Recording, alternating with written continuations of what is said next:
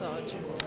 Beh, sicuramente è quello di traghettare questa amministrazione, il Veneto, fuori dalla crisi e pensare che tutte le nostre azioni andranno nella direzione di mantenere i servizi essenziali, sanità, sociale, servizi all'impiego, trasporto pubblico locale e dall'altro creare qualsiasi possibile condizione per creare occupazione. Lo abbiamo dimostrato con le tantissime opere pubbliche messe in cantiere.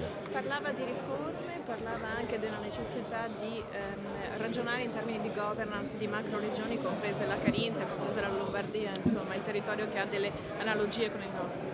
Beh, sono istanze comuni a bisogni comuni e già di fatto accade quando si fanno i tavoli nazionali con gli altri colleghi presidenti, non c'è nulla di strano. La volontà di organizzare, diciamo, le nostre richieste tutte assieme a me sembra qualcosa di unico.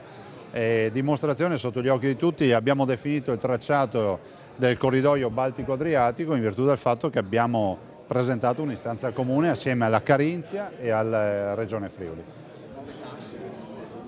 No, questa amministrazione di nuove tasse non ne vuole sentir parlare, confermiamo un bilancio di rigore, di taglio totale ai costi della politica come abbiamo dimostrato, ma anche della volontà di non pensare che i cittadini debbano avere un nuovo esattore che si chiami Regione del Veneto. Questa è l'unica regione in Italia che non ha l'addizionale IRPEF.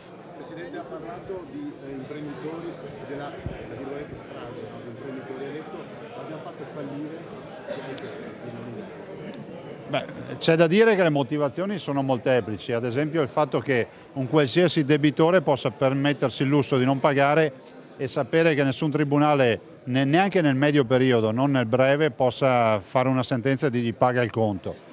Quindi chi è disonesto lo è fino in fondo ed è anche spesso causa di molti di questi morti. Dall'altro c'è da dire che gli enti pubblici, in virtù del patto di stabilità, fanno parte di questa categoria, ovvero di chi rischia di far fallire imprenditori che invece di essere pieni di debiti sono pieni di crediti. La sanità ha parlato degli ospedali di Treviso e di Padova, qual è un po' il punto della situazione? Beh, Padova noi stiamo andando avanti a sprombattuto, c'è una commissione ufficiale, ci dirà quale sarà l'area, ovviamente sempre d'intesa con il Comune che è la realtà che ha autorità peraltro da un punto di vista urbanistico in questa vicenda, e dopodiché noi vogliamo partire, è un policlinico universitario, 650 milioni di euro, e se ce la facciamo noi vogliamo anche iniziare a ragionare di campus. Treviso è già in gara, per cui spero inizino i lavori nella prima metà del 2012, poi c'è Verona che è stato bandito e aggiudicato, e altre realtà. Comunque si cresce e si continua a crescere. L'ospedale di Venezia, una mozione del Comune che dice deve rimanere l'ospedale civile. È una mozione che noi condividiamo appieno, il sindaco sa fin dal primo giorno che io la penso così. Non c'è nessuna preoccupazione, se si vuole fare la mozione si faccia la mozione, però per quel che ci riguarda non cambiamo idea, nel senso che siamo d'accordo con la mozione.